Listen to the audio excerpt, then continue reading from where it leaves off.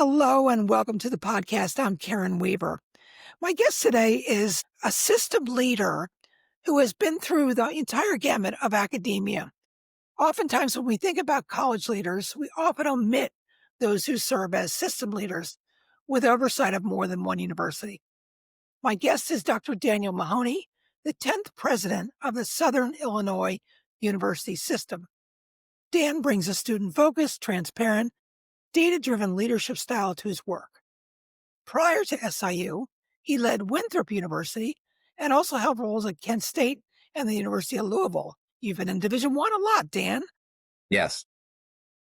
He has deep roots in education, ethics, and inclusive growth. He also has an extensive background in sports management and hosts his own podcast. So this should be a very interesting conversation. Dan, welcome to the podcast. Oh, thank you for having me, Karen. So let's just start. What is a system president? How does it work in Illinois? So we're unusual in Illinois. We have two systems, the Southern Illinois University system and the University of Illinois.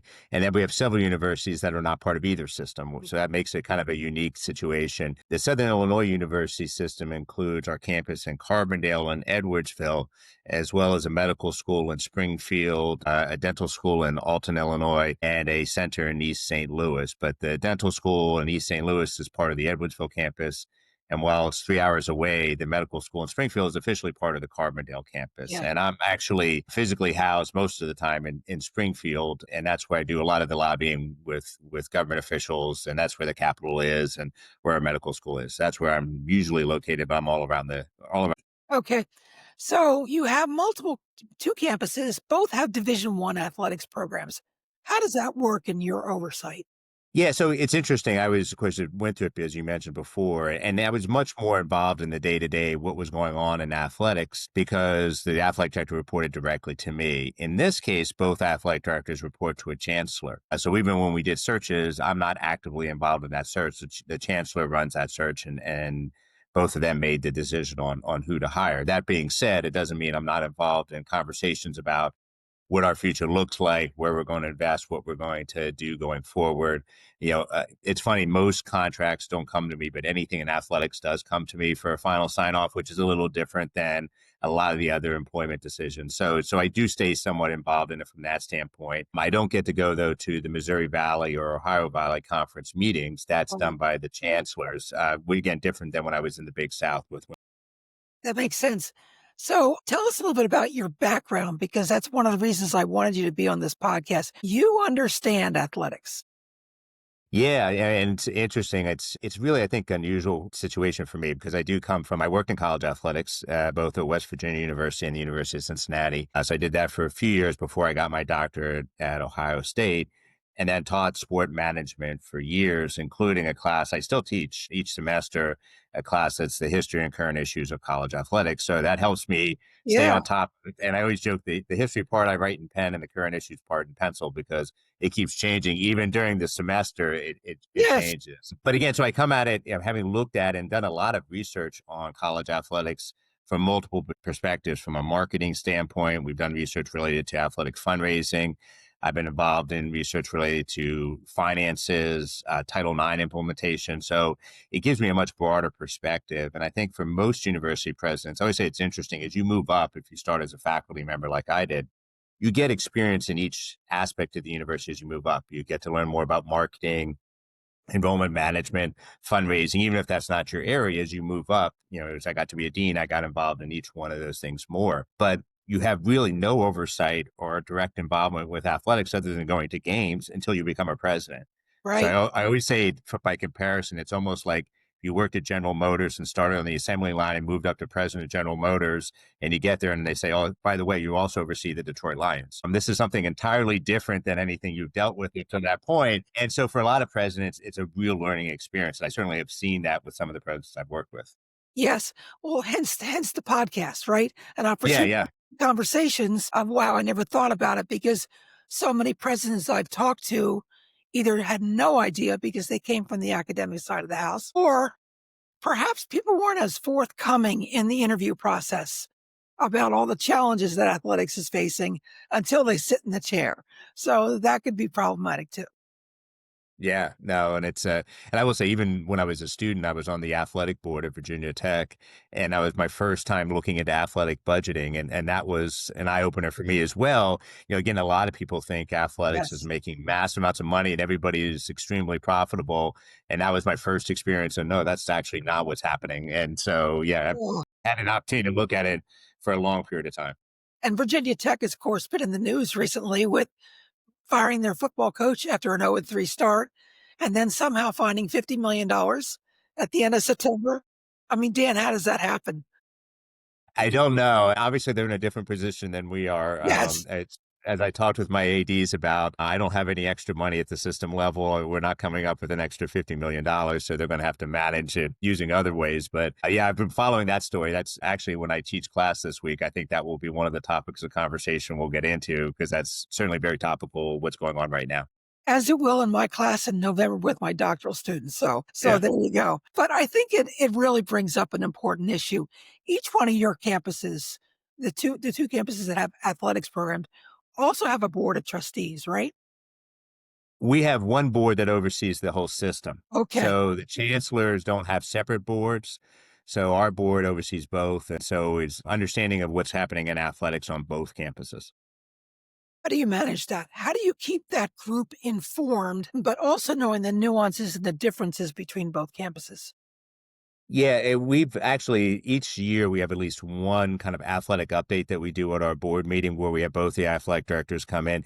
One of the nice thing with only having two is that we actually can go into greater depth. I can't imagine some system presidents have 18 schools and how you would keep a board informed about Yeah. 18 schools, some of which may be Division One and some of which may be, say, Division Two or something Yes. else. That would be more challenging. Ours are at least a little bit closer. The Missouri Valley and Ohio Valley are not exactly the same, but a little bit closer and a little more similar. But we do that. I also try to inform them as much as I can about any issues that I'm seeing relative to athletics and kind of do that on a regular basis as well. I gotta imagine that's extremely valuable because it just informs people up and down that Mhm. show that everybody cares about the transformation that athletics is undergoing and the impact it's gonna have on each campus. So when you sit down and talk with each chancellor, does athletics come up? Yeah, oh yeah, absolutely. We talk about it a lot. And I think they're trying to do as everybody else is right now, figure out what does the next 5, 10 years look like for our institutions. With the House settlement, we can pay up to $20.5 million a year in salaries. We're certainly not doing that in our campuses, nor Yeah. are others in our league probably doing that. But what is it that we're going to do and how are we going to manage what was already, frankly, quite challenging to manage fiscally?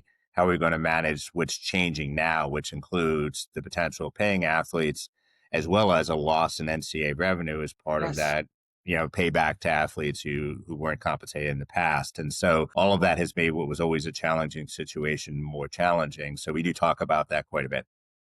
So, how do you if I'm having my students listen to this podcast, how would you frame thinking through that situation? How would would you set benchmarks on revenue generation and then make a decision before, okay, well, we didn't raise enough money, so perhaps we have to hold things for a year? How do you think through that? Yeah, and this is one we have talked about quite a bit. And so, each of the campuses and both the chancellors have tried to find ways of what can we afford to do and kind of setting some limits on what the expectation will be from a spending standpoint.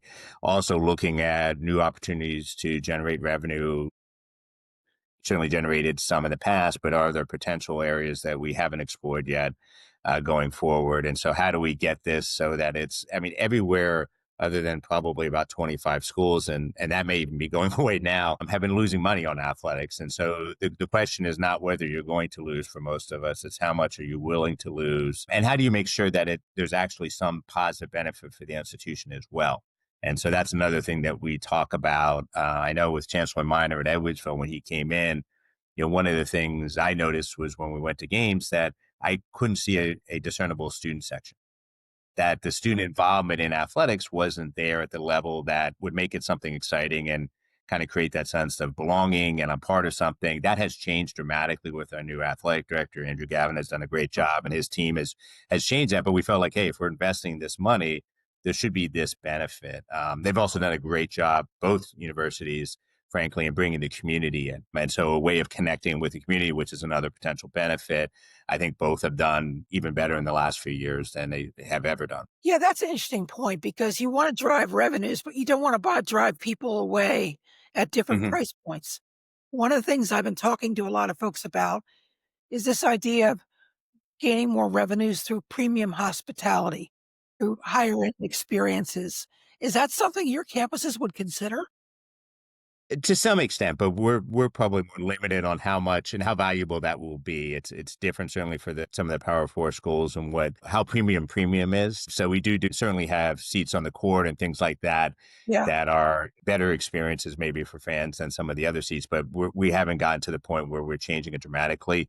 I think one of the things, again, back to what we have focused more on is what do we do to create an environment where more people want to come and be connected, and doing some things differently at our facilities to make it, again, more fan friendly, even for the person maybe who's not necessarily a huge sport fan, but can go to a game and still have an enjoyable experience. Yeah, that's, I think, one of the criteria we look at.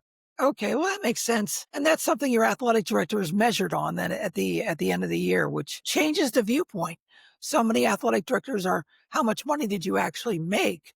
You're Hmm. saying how much excitement did you bring from our Hmm. students to the events, right? Yeah. Yeah. Yeah, that's definitely part the students, the community, and again, having seen that really increase a lot.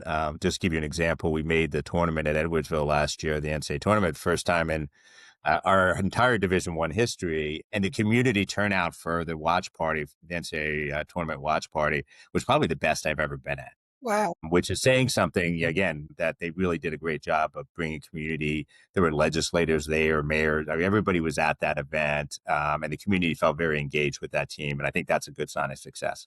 Yeah, and you were only playing Houston. I mean, how good were they, Yeah. right? Goodness, I think they made it to the Final Four. Yeah, they made it to the final. So I said we came in third place. They were second, we were third. So yeah. So that's an interesting segue because now there's a lot of concern that schools like yours and others in those in the in Missouri Valley, Ohio Conference may not have a chance to compete in the men's basketball tournament beyond the first round, just because the money's so different. How do you all approach that? Yeah, and I think one of the things that, and it's not even just can we win games in those tournaments, which certainly some have done in the past or have been. Carbondale has had a couple good runs in the NCAA tournament in the past. I think one of the concerns we have, and I just saw something about it the other day, is that for those conferences, it's really a one bid only, and so that puts an enormous amount of pressure on having to win the tournament, even though we've had some years, certainly in the Missouri Valley, where I would argue there's at least two or three teams that deserve to be in that tournament who had really great seasons. That hasn't been happening. It used to happen a lot more, Yeah, and it's not happening as much now.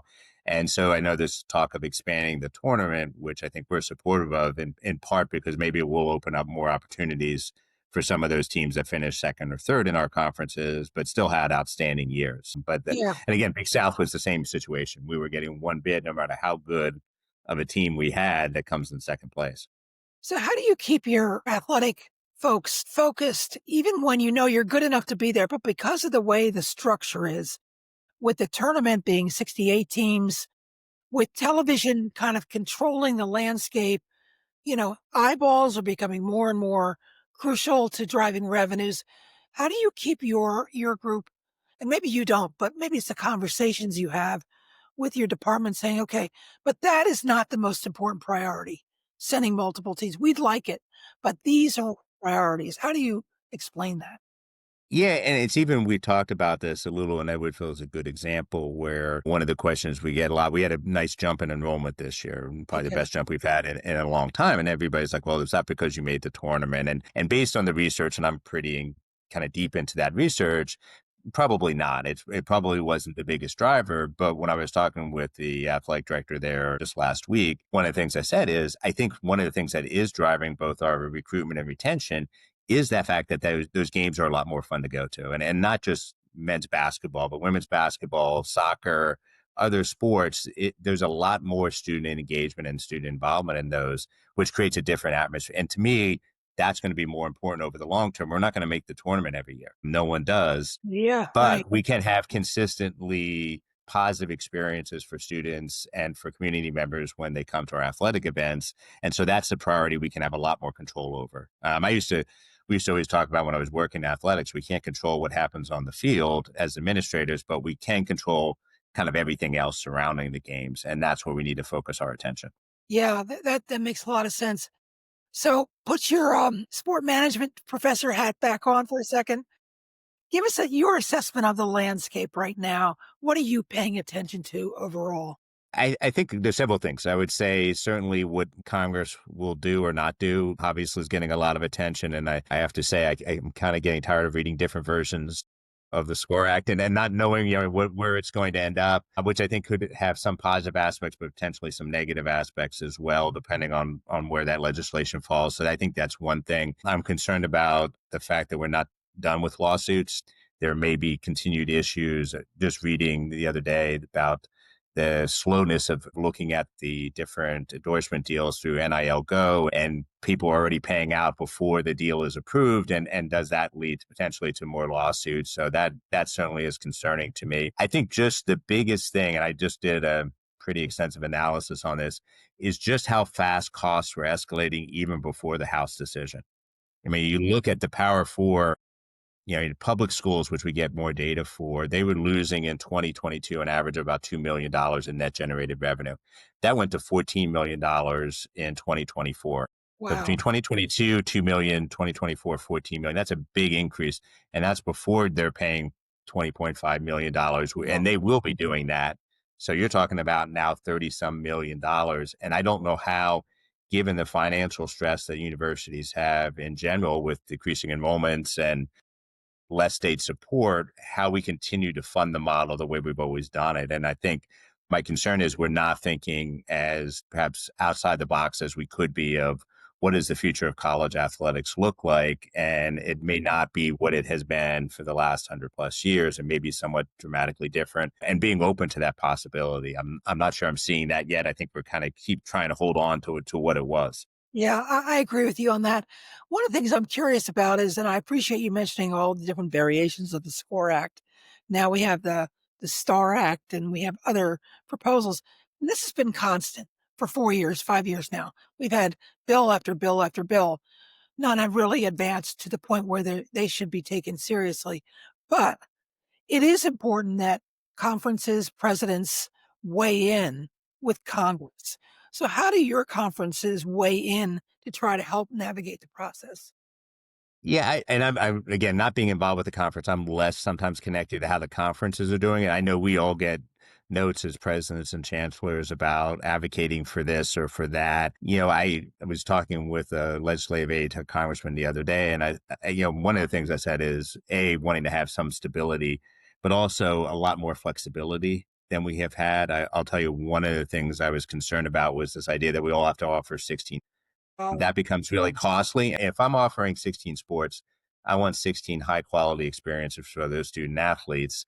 And I'm not sure we can all afford to do that going forward, all of the Division I schools.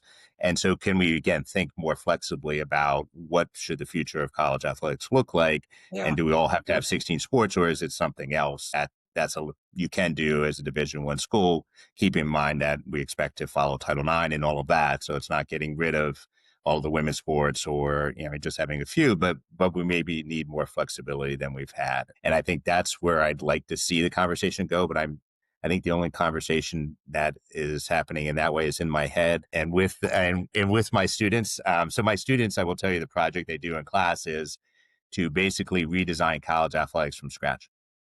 As they throw out everything that currently is, Yeah. what would it look like if we were going to actually thoughtfully build a college athletic enterprise that makes sense? I mean, it's always fascinating to me with the things they come. Yeah. Yeah. How many sports is enough? I share your concern about the 16. I also share the idea that maybe not everybody can be Division I at the highest level. You still have to do it in a gender equitable way. You still have to do it in a way that allows you to be competitive. But the path we're going down right now, we either have to redefine what competitive success means or rework the model. I'm not sure there's any Yeah, other choice. Yeah. yeah. Do you find your state legislators and your congressional representatives understand the nuances when you're group as that conversation, or are they still learning? I think they're still learning, and I always say that the challenge for legislators, and I certainly understand the challenge they face because to some extent, as presidents, we face the same challenge. Is they can't be 10 feet deep on every issue. It's like they're usually at more of a superficial level, Yes. trying to understand something that. Again, they've had little experience with, or often little understanding of. Maybe they were a college athlete themselves, but that's very different than knowing how the whole enterprise runs. I do find most of them are willing to listen and open to hearing different perspectives, and I appreciate that. But again, it's a challenge for them. They're trying to figure this out, and they're hearing from a whole bunch of different constituents who are all probably telling them something different. So Yeah. I don't envy their position either. Yeah, it's hard because everybody also has a vested interest in what works best for them. Very few people come to Congress saying, "Well, I don't have a dog in this fight." Oh, yeah, you do. I mean, if you're a commissioner, you have one perspective. If you're a president, you have another perspective. I think one of the challenges I'd love to hear you comment about is this idea that, most of the Power Four conferences really are going to consolidate into a Power Two, which would really create a differentiation between what we know as the rest of Division One. And I've seen in Senator Maria Cantwell's proposal as part of her thing, a delineation that causes people that have the schools that have the most viewership and earn the most revenue actually combining super conferences that way, leaving everybody further on the outside because they're not getting enough eyeballs. How do you view that as an academic, as an administrator, as someone who's passionate about sports? Yeah, and it's interesting. Back when the Big Ten and the SEC expanded a couple years ago, one of my former students posted that Dr. Mahony predicted this 20 years ago that we would move towards super conferences. And I was fascinated that anybody remembered anything I said 20 years ago. I'm happy if they remember what I said last week.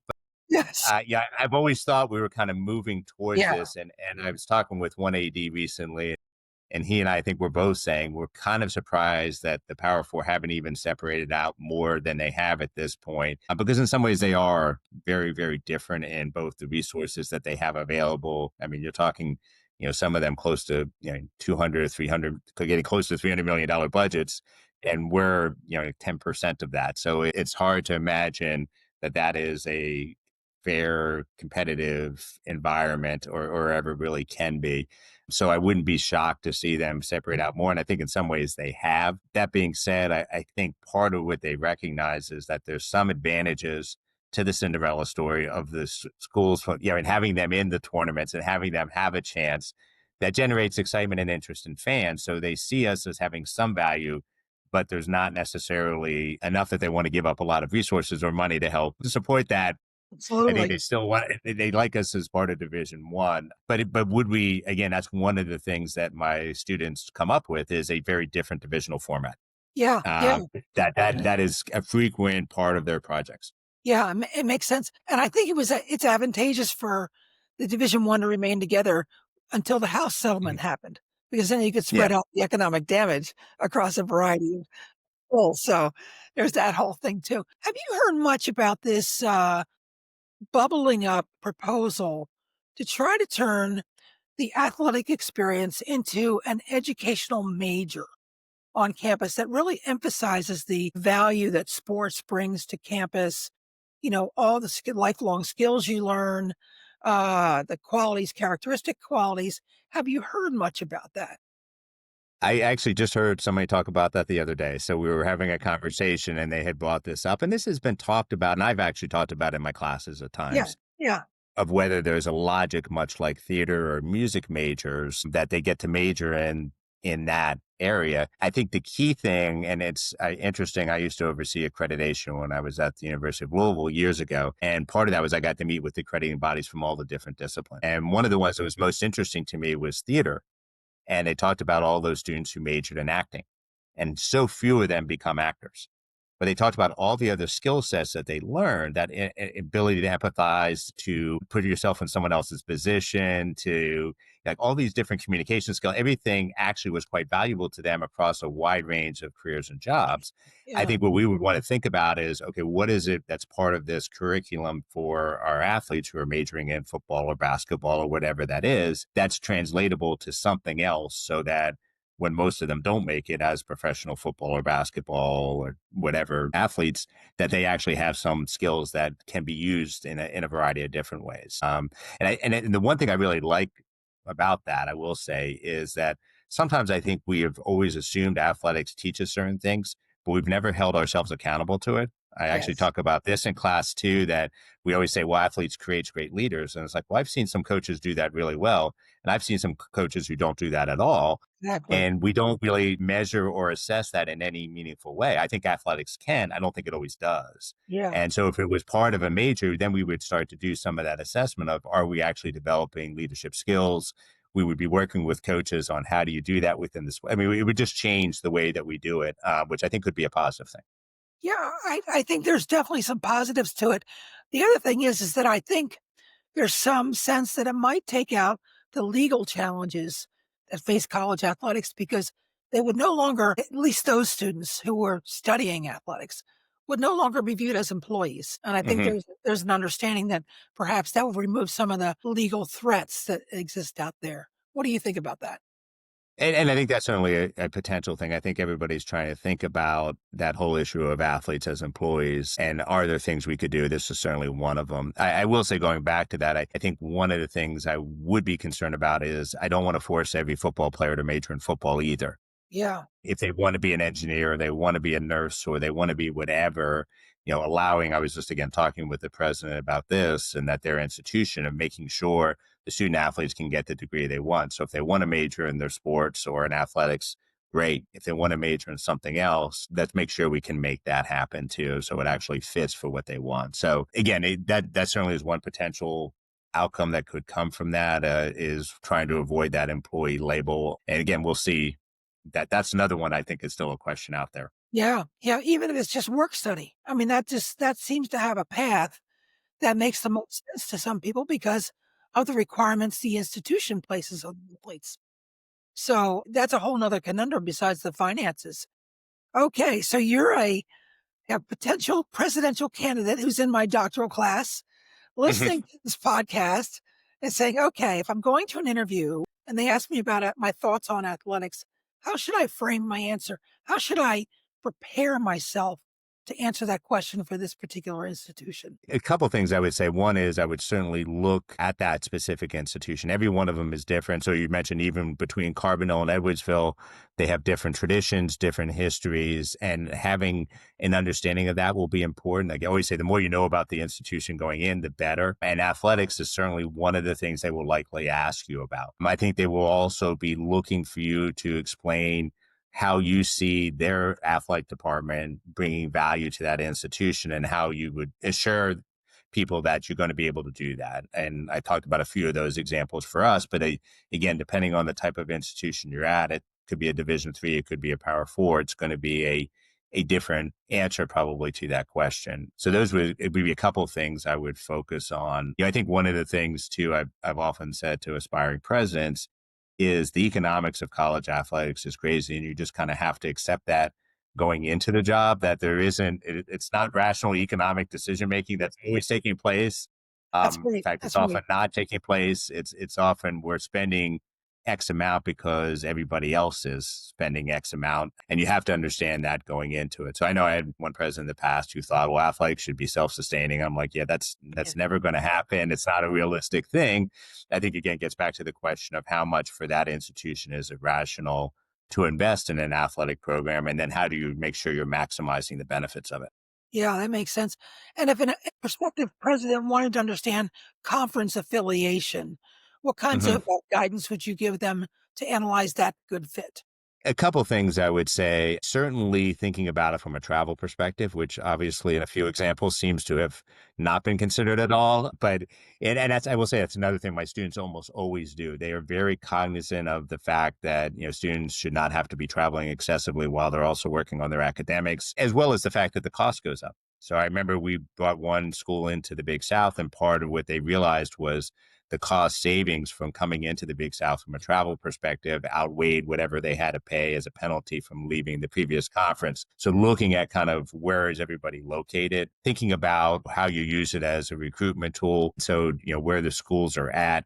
I know some schools in the South, for example, have liked being in conferences with my home state of New Jersey schools because New Jersey is a fertile ground for recruiting. Yes, this So is. they like the idea of playing in New Jersey, but at the same time, making sure that if you're making that decision, you actually are utilizing that as an opportunity to recruit students.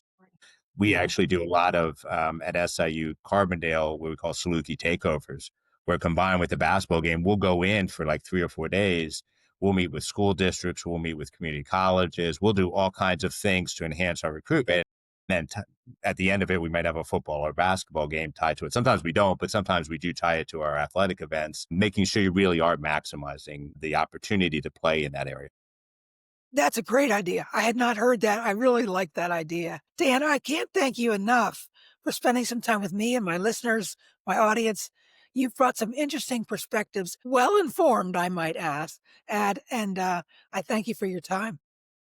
Karen, I appreciate it. I always like talking about college athletics again. Me It too. has been my passion for a long time, and getting into the discussions, and particularly right now, it's never been a more challenging period, and so I think about a lot of this stuff quite a bit at this point. So happy to have an opportunity to talk with you about it.